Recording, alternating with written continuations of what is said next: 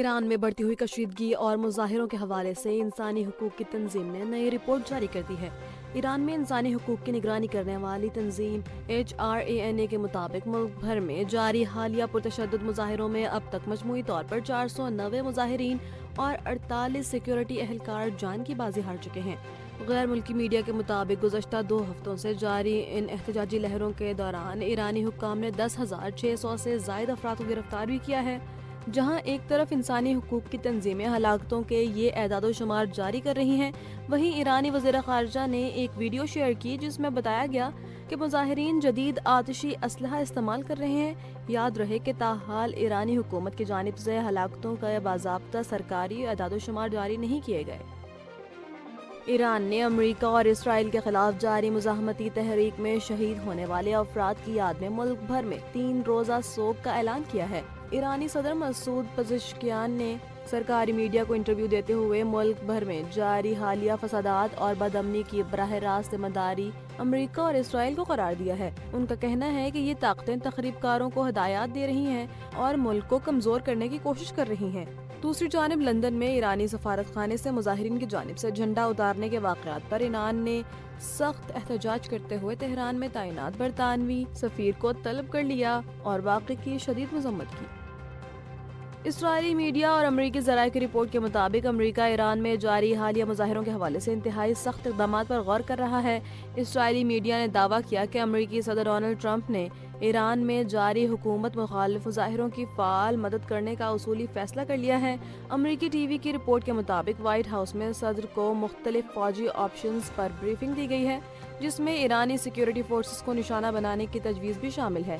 اس کے علاوہ ایران کے خلاف بڑے پیمانے پر سائبر آپریشنز اور مزید سخت معاشی پابندیاں عائد کرنے پر غور کیا جا رہا ہے۔ سب سے اہم بات یہ ہے کہ ایران میں جاری انٹرنیٹ بلیک آؤٹ کو ختم کرنے کے لیے ایلون مسک کی کمپنی اسٹار لنک کے ذریعے انٹرنیٹ سروسز فراہم کرنے کے آپشن بھی سنجیدگی سے جائزہ لیا جا رہا ہے۔ اور کراچی میں سردی کی لہر برقرار ہے اور شہر قائد آج بھی شدید سرد موسم کی لپیٹ میں ہے۔ کراچی میں سردی کی شدت میں اضافہ برقرار ہے اور آج شہر کا کم سے کم درجہ حرارت 8.1 ڈگری سینٹی گریڈ ریکارڈ کیا گیا۔ محکمہ موسمیات کے مطابق شہر میں سردی کا یہ سلسلہ مزید کچھ دن جاری رہنے کا امکان ہے، جبکہ آئندہ 24 گھنٹوں کے دوران موسم خشک اور راتیں سرد رہیں گی۔ آج زیادہ سے زیادہ درجہ حرارت 24 ڈگری سینٹی گریڈ تک جا سکتا ہے۔ اس وقت ہوا میں نمی کا تناسب 44% ہے اور شمال مشرق سے 7 کلومیٹر فی گھنٹہ کی رفتار سے ہلکی ہوائیں چل رہی ہیں، جس سے سردی کی شدت میں مزید اضافہ محسوس ہو رہا ہے۔ وزیراعظم شہباز شریف نے دسمبر 2025 کے دوران سمندر پار پاکستانیوں کی جانب سے بھیجی جانے والی ترسیلات زر میں 16.5% اضافے پر گہری خوشی کا اظہار کیا ہے۔ انہوں نے بتایا کہ دسمبر کے مہینے میں ترسیلات زر 3.6 ارب ڈالر سے تجاوز کر گئی، جو ایک نیا ریکارڈ ہے۔ وزیراعظم نے بیرون ملک مقیم پاکستانیوں کا شکریہ ادا کرتے ہوئے کہا کہ یہ اضافہ حکومتی معاشی پالیسیوں پر اعتماد ان کی عکاس کرتا ہے۔ انہوں نے سمندر پار پاکستانیوں کو ملک کا قیمتی سرمایہ قرار دیا اور یقین دہانی کرائی کہ ان کی فلاح و بہبود حکومت کی اولین ترجیحات میں شامل ہے، کیونکہ ان کی بھیجی گئی رقوم وطن کی تعمیر اور ترقی میں ریڑھ کی ہڈی کی حیثیت رکھتی ہے۔ وزیر اعلیٰ خیبر پختونخوا سہیل آفریدی کراچی کے مختلف شہروں کے ماڑی اور بلدیہ کا دورہ کرنے کے بعد نمائش چرنگی پہنچے، جہاں انہوں نے کارکنوں سے مختصر خطاب کیا۔ ان کے خطاب کے بعد نمائش چرنگی پر جمع پی ٹی آئی کارکن منتشر ہونا شروع ہو گئے۔ اس سے قبل باغ جناح اور اطراف کے علاقوں میں پی ٹی آئی کارکنوں اور پولیس کے درمیان شدید جھڑپیں ہوئیں، جس میں کارکنوں کے پتھراؤ سے ایک پولیس اہلکار زخمی ہو گیا۔ پولیس نے گرو مندر اور نمائش چرنگی کے قریب لاٹھی چارج کرتے ہوئے 30 سے زائد کارکنوں کو حراست میں لے لیا۔ جلسے اور سڑکوں کی بندش کے باعث مزار قائد، خداداد کالونی اور پیپلز چرنگی سمیت شہر کے کئی حصوں میں ٹریفک کا نظام درہم برہم رہا۔ تاہم ٹریفک پولیس حکام نے کسی بڑے ٹریفک جام کی تردید کی ہے۔ تحریک انصاف کی قیادت نے موقف اپنایا کہ NOC ہونے کے باوجود رکاوٹیں کھڑی کی گئی۔ CTD خیبر نے پشاور میں شاکس بائی پاس روڈ سے ملحقہ علاقے ناکے قلعے میں ایک کامیاب آپریشن کے دوران 3 دہشت گردوں کو ہلاک کر دیا۔ سینٹرل پولیس آفس کے مطابق دہشت گردوں نے پولیس پر بڑے حملے کی تیاری کر رکھی تھی، تاہم بروقت کارروائی کے نتیجے میں اسے ناکام بنا دیا گیا۔ ہلاک دہشت گردوں کے قبضے سے 3 کلاشنکوفیں اور دیگر ممنوعہ سامان برآمد ہوا ہے۔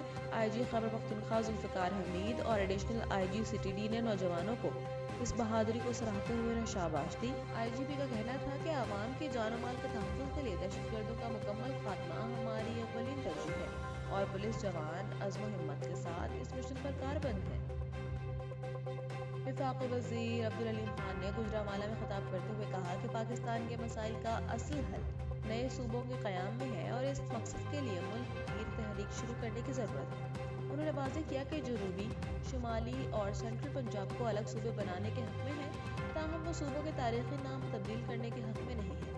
عبدالعلیم خان کا کہنا تھا کہ اگر بلوچستان یا سندھ میں انتظامی سہولت کے لیے ایک کے بجائے 3 وزرائے اعلیٰ بنا دیے جائیں تو اس میں کوئی حرج نہیں، اس سے عوام کے مسائل ان کی دہلیز پر حل ہوں گے۔ انہوں نے مثال دی کہ ہائی کورٹ دور ہونے کی وجہ سے عوام کو مشکلات کا سامنا کرنا پڑتا ہے، لہٰذا تمام سیاسی جماعتوں کو چاہیے کہ وہ بڑا دل دکھاتے ہوئے نئے صوبوں کی تشکیل پر اتفاق کریں۔ لاہور میں صحافیوں سے گفتگو کرتے ہوئے محمود خان چکزئی نے کہا کہ پاکستان کو درپیش تمام موجودہ بحرانوں کی جڑیں ملک کے اندر ہی ہیں اور بیرونی عوامل سے زیادہ داخلی بے انصافیاں ملک کو کمزور کر رہی ہیں۔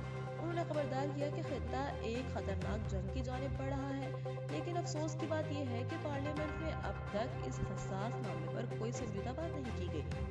محمود خان چکزئی نے سیاسی جماعتوں پر تنقید کرتے ہوئے کہا کہ ووٹ کو عزت دو اور روٹی کپڑا اور مکان کے نعرے لگانے والے صرف عوام کو بیوقوف بناتے ہیں، جبکہ حقیقت میں ایسی ترامیم کی جاتی ہیں جو ملک کی تباہی کا باعث بنتی ہیں۔ انہوں نے زور دیا کہ کوئی بھی ملک بے انصافی بنیاد پر ترقی نہیں کر سکتا اور موجودہ نظام میں فوری اصلاحات کی ضرورت ہے۔